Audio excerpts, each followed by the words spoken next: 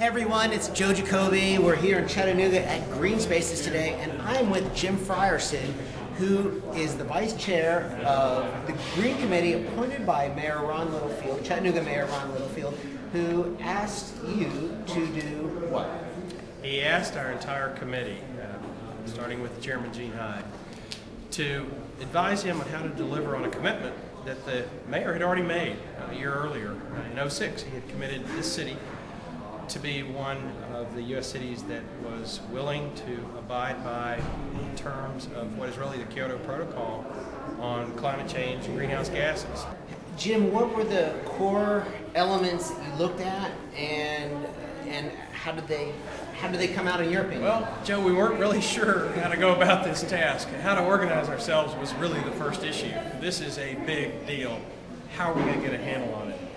Pretty early in the process, the 12, later 14 members and the staff said, well, let's carve it up in a way that makes sense. And so we created 4 task forces. One on energy efficiency and everything that fits under that. You know, how buildings like this can be made more efficient.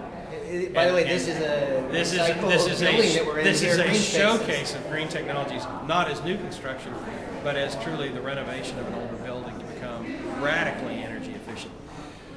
Alternative energy, all of the things that involve the energy equation, how we burn or use or consume energy, fit into that group. The second was natural resources, land, water, air, biodiversity, all the things that the natural world accounts for, which is really the reason we care in the first place. If we didn't have a natural environment, the other things would probably be secondary. Third was healthy communities, and the name doesn't really say what it is. I was on that group. It was transportation, which is, as we know, an enormous factor in how we use energy.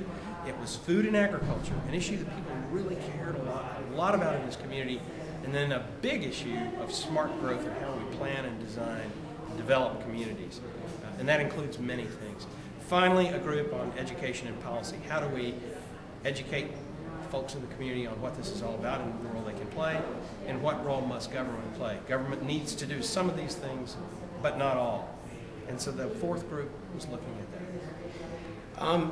I actually had a chance to ask Mayor Ron Littlefield about the presentation, because we were making a presentation to the mayor today, who actually used a very interesting word to describe this, that this is to set a tone for the community. And so take a listen to what he said when I asked him about tones in resonation with the community. Well, Chattanooga has learned that by involving the whole community, that we can change the mindset of the whole community. The opinion leaders come together, and that's what has transformed this city from the most polluted city in America to one of the most livable cities in America. So the tone of this report is a diverse group got together. They produced steps that we believe are achievable to move Chattanooga forward, and we're going to do just that.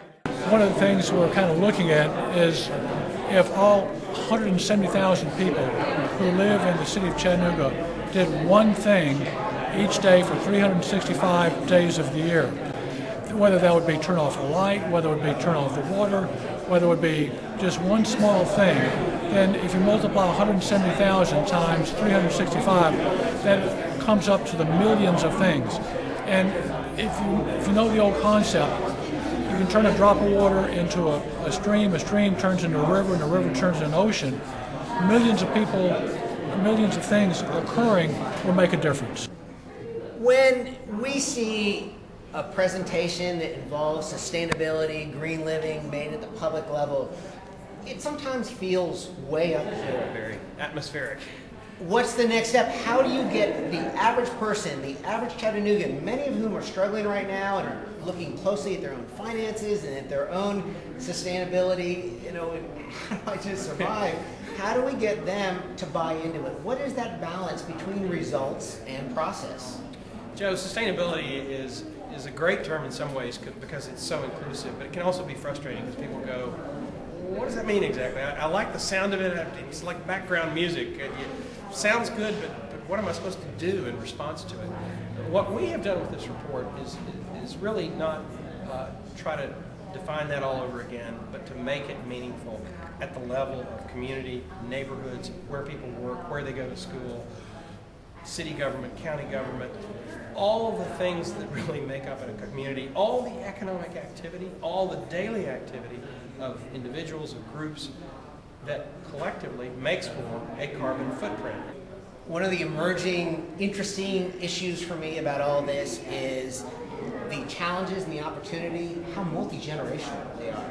Because we have people, to some younger kids, this makes, it's like the way they think, and to some older people, they're like, I didn't have to do this, Yeah. but I do now. Well, I guess you and I are both part of that boomer generation that's sort of sandwiched in between younger and older generations. And I think the oldest generations have to be thinking of legacy and what they're leaving behind. And some of these technologies might be new, but the notion that the Earth is in some kind of peril, by some indicators, ought to at least be of concern to them. And I think in this community, people have taken a good, honest look at that. Our generation, many people are running enterprises, businesses, and organizations. They're in a position to make change happen. And younger generations, you're right, they're comfortable with the technologies. They don't really question the need for doing it. And they're gonna use those technologies, and they're gonna use these means of communication, such as what we're doing right now, to educate themselves and to spread the word. So it is multi-generational, and that's a strength. And so many of these solutions are going to be found in not regulation, but in innovation. And that's one of the big points that Dan Esty makes in Green to Gold. I think it's a great one. A lot of people today were interested in the website where this plan is going to be posted. Where can they find that? Well, a simple way to do a website address for us is simply say, if you Google on Chattanooga Green, it will take you to the site that is part of the Office of the Mayor of the City of Chattanooga. It goes directly to that. We also have a Facebook page. If you're watching this on joejacobi.com, you'll see the link to the PDF there, or if you're watching on YouTube, check out the description box. Jim, thank you very much. Thank you, Joe. Thank you for being here. All right, good luck.